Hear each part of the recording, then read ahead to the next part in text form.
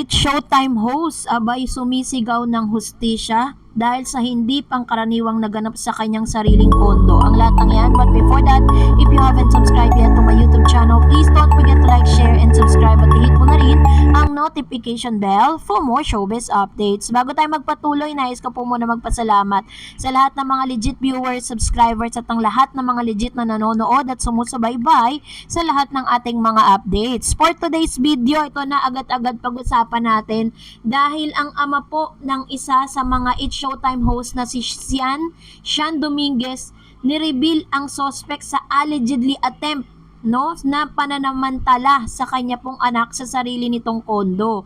Kalat na kalat po sa buong social media platform ang itsura ng lalaking ito na ang pangalan niya ay Sherby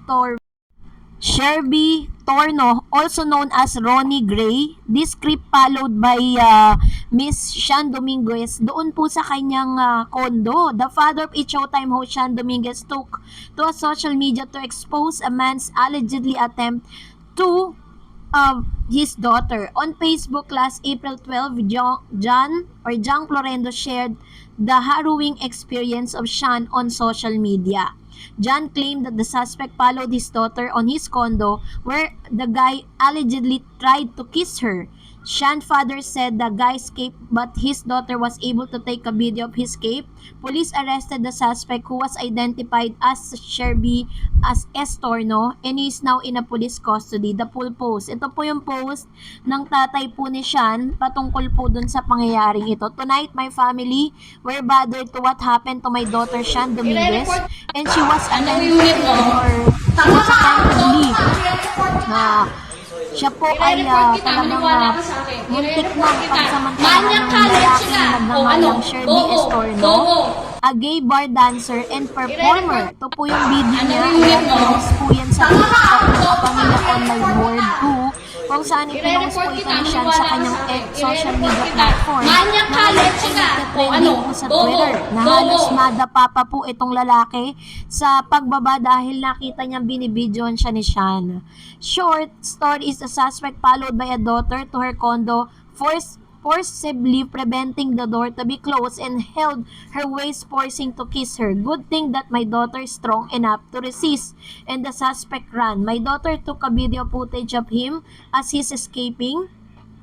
Sherby aka Ronnie Gray and ran along EDSA trying to escape but was captured by OIC of the condominium. Sherby is now under the custody of Quezon City Police District 10 and facing serious charges. So, namamanhik po ng panalangin ang mga magulang nitong si Sian Dominguez dahil po sa trauma na kanyang naranasan with the said incident. Tonight, my family were bothered to what happened to Sian. She was attemptably, yun po, before she became a co-host of Noontime program, Sian was contestant of its Showtime segment called Showtime Sexy Babe. On the comment section of Jong post, Sian fans prayed for her safety. So nag-aalala nga ang ilan sa mga TV hosts ng It's Showtime dahil po sa nangyari sa kanilang co-host na si Sian Dominguez. Kasi si Sian po dati po itong isa sa mga contestant dito po sa Sexy Babe. At doon po nakilala siya at kinuha siya bilang isa sa mga regular host ng It's Showtime.